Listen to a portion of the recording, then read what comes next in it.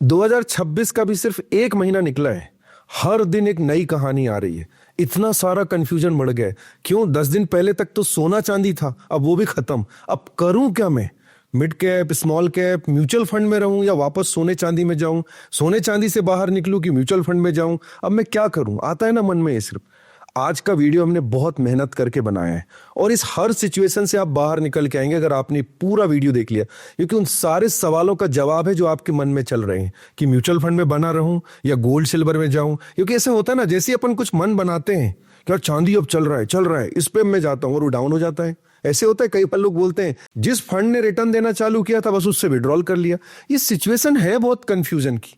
हमने पूरा एक हफ्ते मेहनत की और एक ऐसा परफेक्ट सोल्यूशन लेके आए हैं जो आपकी सारी समस्याओं को खत्म कर सकता है।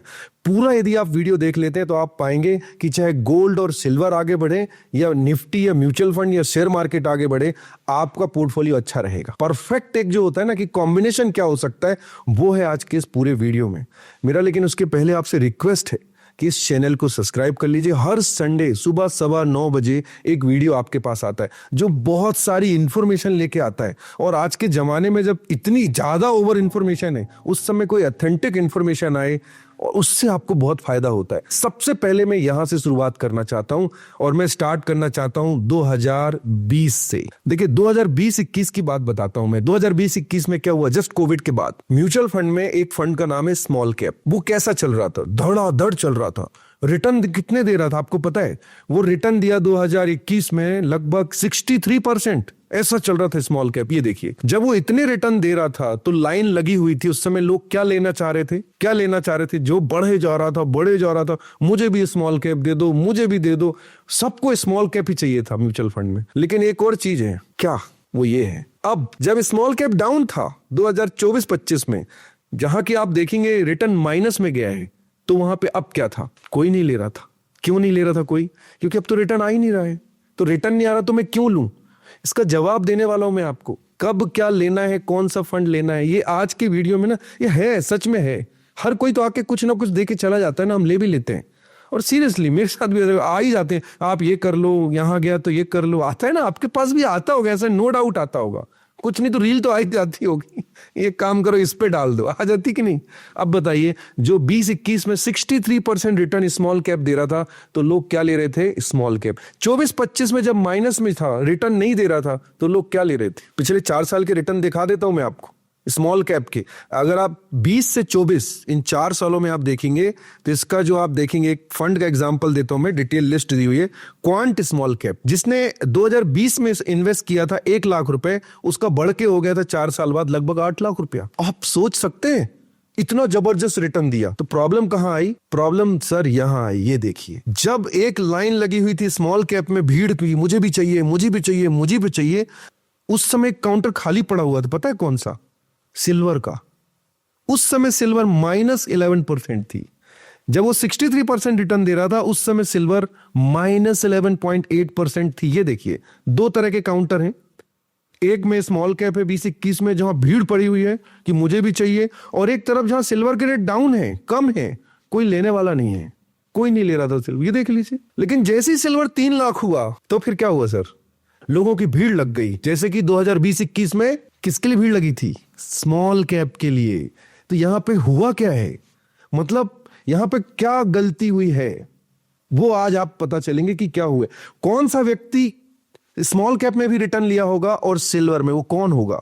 कैसे स्मार्ट इन्वेस्टिंग के थ्रू उसने मदद से बेहतरीन पोर्टफोलियो उसका होगा, इवन गिरते हुए मार्केट में भी। अब आप देखिए, लास्ट 1 ईयर में सिल्वर का रिटर्न कितना है? 147%। 29 जनवरी को सिल्वर कहां था? 4,06,000। 6 फरवरी को, जब आज हम ये वीडियो शूट कर रहे हैं, तब सिल्वर कहां है? 2,40,000। 9 दिन में 1,65,000 नीचे आ गया सिल्वर। 9 दिन में -40%। 2025 में एक और चीज था, आपने देखा होगा, मेटल मेटल मेटल। सिर्फ मेटल लेना है सबको, नहीं मेटल लो। मेटल के ETF, मेटल के म्यूचुअल फंड, मेटल स्टॉक, सब जबरदस्त रिटर्न। देखो ना आप 2025, आप देखो, silver 145, platinum 125 to 132, gold 65 to 72, copper 42 to 60, aluminium 17। मतलब एक ही चीज है, मेटल मेटल मेटल सब। आप किसी से, आपने कॉपर लिया कि नहीं? लिया कि नहीं? कॉपर लिया कि नहीं अपना? हाँ, नहीं बताओ कहाँ, जल्दी जल्दी, ऐसे हुआ होगा ना आपके साथ भी। अब आप देखिए ये 2025 आपने देख लिया, ये लास्ट 1 मंथ के रिटर्न देख लीजिए आप। गोल्ड है -11%, प्लेटिनम -10%, कॉपर -4%, एल्यूमिनियम -5%। आप कब लेना चाहोगे, जब माइनस में है या टॉप पे है? आप बताइए, आप सोच के देखो कब कौन सी चीज लेना चाहिए।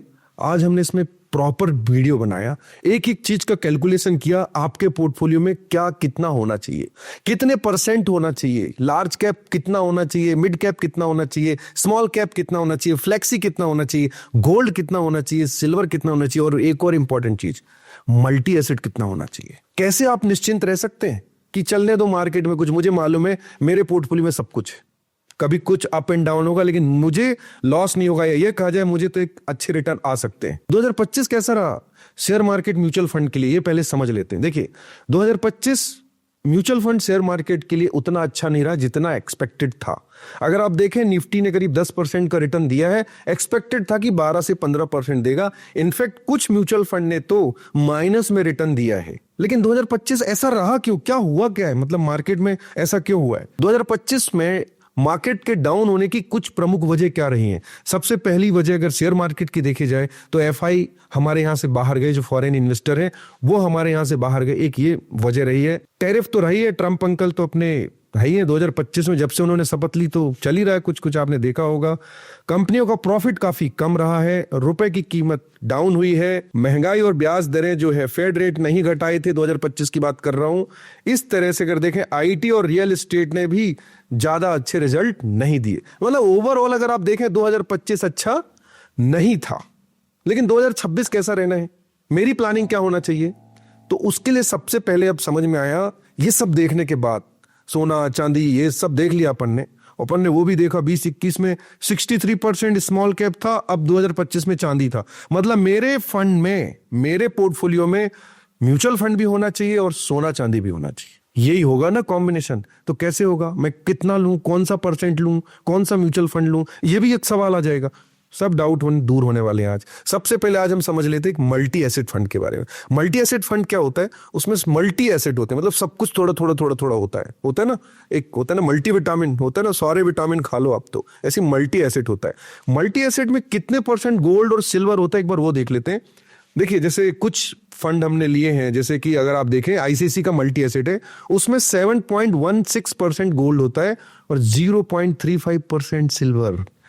पॉइंट नोट किया आपने, 0.35। क्यों? क्योंकि सिल्वर एकदम से आगे जाता है, एकदम से डाउन होता है, ये सिल्वर का नेचर ही है। सिल्वर में इन्वेस्टमेंट करने वालों के लिए जानना जरूरी है कि सिल्वर इसी तरह से चलता है, एकदम से एकदम नीचे, एकदम ऊपर। इसलिए इन्होंने बहुत कम परसेंटेज रखा है आईप्रू वालों ने। निपॉन को देख लीजिए, करीब 10% उन्होंने गोल्ड पे रखा है और 4.22 सिल्वर पे रखा है। एसबीआई ने 3.25 गोल्ड पे एंड 7.38 सिल्वर पे, एसबीआई ने बढ़ाया हुआ है। डीएसपी ने 10% एंड 4.59% सिल्वर पे रखा है। इसी तरह से आप देखेंगे कोटक ने रखा है और आदित्य बिरला ने। मतलब मल्टी एसेट में एक चीज तो पता चल गई कि सिल्वर और गोल्ड भी रहते हैं, लेकिन और भी कुछ रहता है, वो भी आप जानेंगे। अब इतने सारे मल्टी एसेट फंड थे, हमने निकाल के देखे, करीब 33 देखे। अब उनमें से भी हमने देखा कि कौन थोड़ा ठीक है, रेटिंग कितनी है, एयूएम कितना है, पास्ट में कैसे रिटर्न दिए हैं, उनका फंड मैनेजर कौन है, हमने सारी डिटेल पे गए। हम सिर्फ ऐसे नहीं देखते कि पिछले 1 साल में किसने रिटर्न दिया ले लो, नहीं नहीं नहीं, ये नहीं हो। पहली बात, हम रिकमेंड ही नहीं करते, हम तो इन्फॉर्मेशन देते हैं। हम बिल्कुल नहीं बोलते कि आप ये वीडियो देख के कोई म्यूचुअल फंड लें या ना लें, ये तो आपके ऊपर है। लेकिन यहां पे हम आपको इन्फॉर्मेशन देते हैं ना। ये moneycontrol.com की रिपोर्ट है, 3 मेन फंड हमारे सामने निकल के आए, आप कोई भी ले सकते हैं। आईसीआईसीआई, एचडीएफसी और एसबीआई, ये 3 मल्टी एसेट फंड बहुत अच्छे हैं। तो मल्टी एसेट फंड में देखें, अगर हम एक फंड में थोड़ा डिटेल में देख लेते हैं, आईसीसी का मल्टी एसेट देख लेते हैं। अब देखिए एक फंड में आपको क्या क्या मिलेगा, इक्विटी मिलेगा, डेब्ट मिलेगा, गोल्ड ईटीएफ मिलेगा, फॉरेन इक्विटी भी मिलेगा, फॉरेन इन्वेस्टमेंट भी मिलेगा, अदर्स में भी थोड़ा मिलेगा, सिल्वर भी मिलेगा, ये सारी चीजें आपको मिलेंगी और करीब 70% इक्विटी में जाएगा। मतलब आप देखिए सारा, डेब्ट में करीब 19% है, गोल्ड में 8% है, सिल्वर में थोड़ा सा है, तो ये सारी चीजें इसमें फॉरेन इक्विटी में भी डाल दिया। मतलब ये हो गया मल्टी एसेट, जिसमें सारी चीजें मिक्स करके मुझे दे दी गई हैं। ये इंपॉर्टेंट है 2026 के लिए। अब ये मल्टी एसेट में हमने आईसीसी का बता दिया और एक एसबीआई का मल्टी एसेट है। तो 3 मल्टी एसेट है जिसमें आप जा सकते हैं। अब बात आती है कि मेरे पोर्टफोलियो में क्या लार्ज कैप होना चाहिए? हाँ, बिल्कुल होना चाहिए। लार्ज कैप म्यूचुअल फंड का मतलब होता है बड़ी कंपनियां। तो अब ये कुछ फंड हैं जिनके आप परफॉर्मेंस देख लीजिए। अगेन मैं आपको एक बात बोलता हूं, हम करते ना, गूगल कर लेते हैं, कोई बोल देता है ये रिटर्न देख। रिटर्न जब भी आप चेस करेंगे आप घाटे पे रहेंगे। रिटर्न नहीं देखे जाते कि बस ये रिटर्न करके मुझे लगा दिया। आपको मार्केट में बने रहने में पैसा बनता है।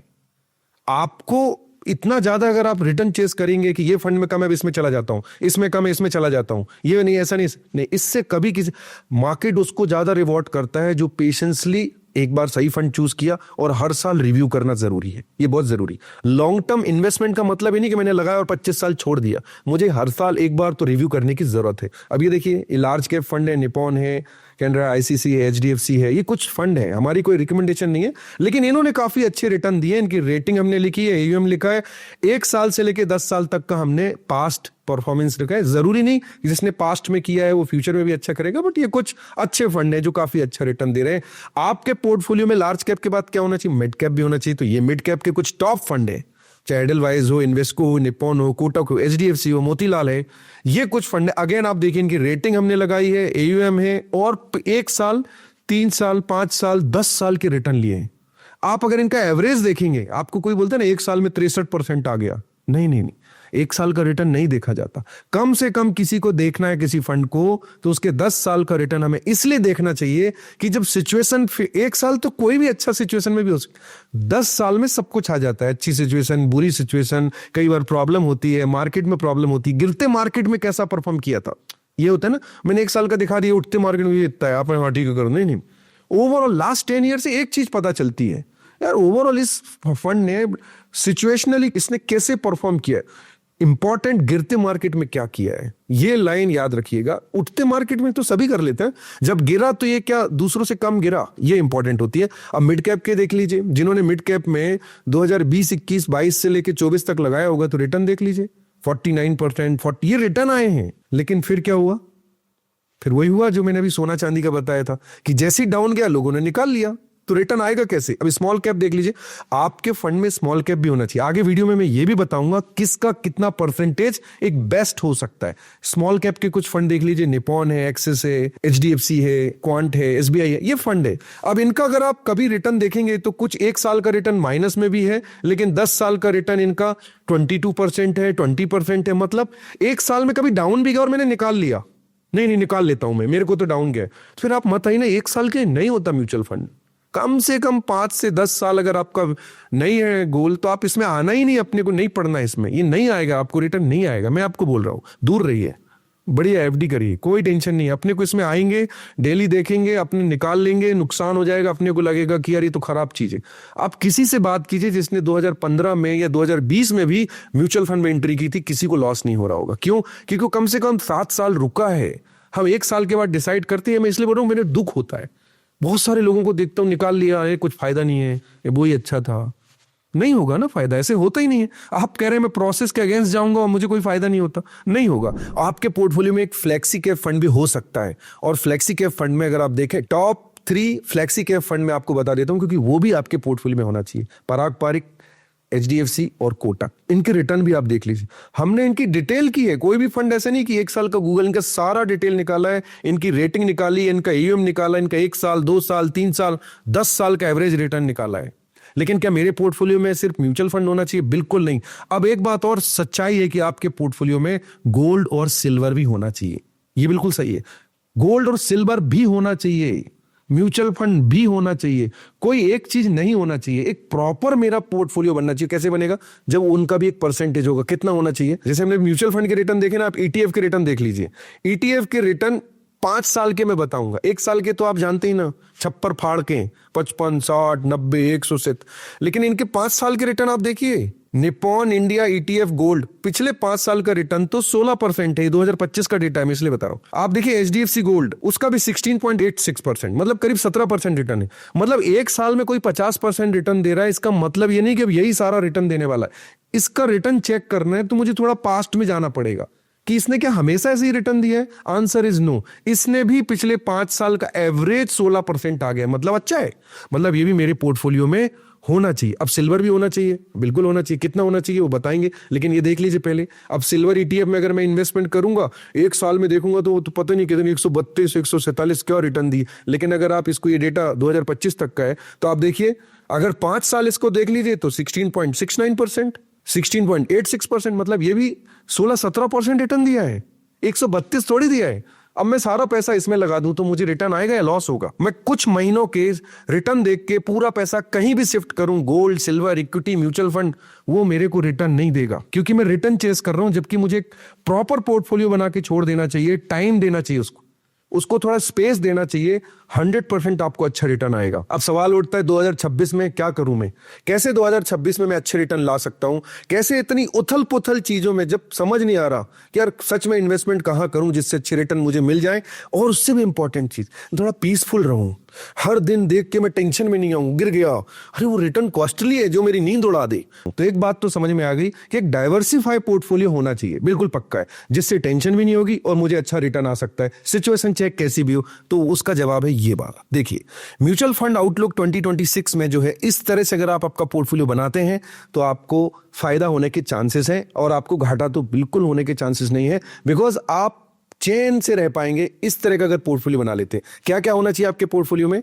आपके पोर्टफोलियो में होना चाहिए large cap, mid cap, small cap, flexi cap, multi asset, और 15 से 20% का गोल्ड और सिल्वर होना चाहिए। अगर आप देखें, हमने इसमें रिस्क का लेवल भी लिखा है, हमने आपको इसमें फंड के नाम भी लिखे हैं, कौन कौन से फंड किस स्लैब में हो सकते हैं। अब सवाल उठता है कि लार्ज कैप में कितना करना है मुझे, स्मॉल कैप में कितना करना है, उसका भी आंसर है, सब कुछ डिटेल में। ये देखिए, लार्ज कैप में करीब 25% आपको करना चाहिए, मिड कैप में 15%, स्मॉल कैप में 15%, फ्लेक्सी कैप में आप 15% या 15 से 20% बढ़ा भी सकते हैं, मल्टी एसेट 10%, गोल्ड 10%, सिल्वर 10%। कैसा लग रहा है आपका पोर्टफोलियो? सब कुछ ले लिया आपने, gold, silver, multi asset, small, large, flexi, मतलब कुछ भी होगा मार्केट में आपको फायदा होगा, कभी भी घाटा होगा आपको कम होगा। मगर देखिए, ये हमने रिकमेंडेशन नहीं है, लेकिन आप खुद सोच के देखिए, आपके पास जब सब कुछ है तो सब कुछ तो नहीं गिरता है और सब कुछ तो बढ़ता नहीं है। मतलब कुछ गिरेगा, कुछ उठेगा,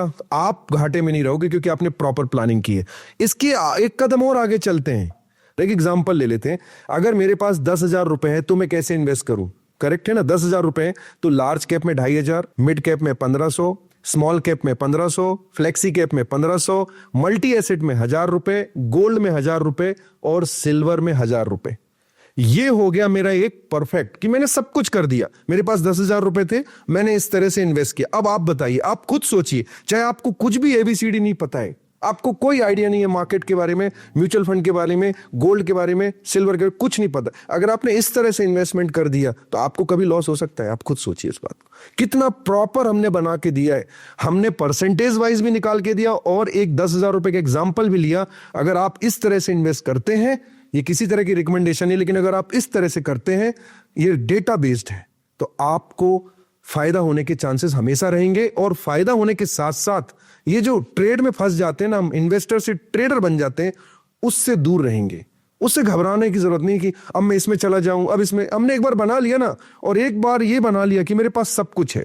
इस पोर्टफोलियो के परसेंटेज आप अपने हिसाब से अप एंड डाउन कर सकते हैं। मतलब अगर आपका इंटरेस्ट है कि नहीं मेरी एज अभी 20 से 30 साल ही है, तो फिर आप थोड़ा स्मॉल कैप में, जैसे हमने 15 रखा है, तो आप इसको बढ़ा के 25% भी कर सकते हैं, लार्ज कैप में 5% कम कर सकते हैं, ये भी कर सकते हैं।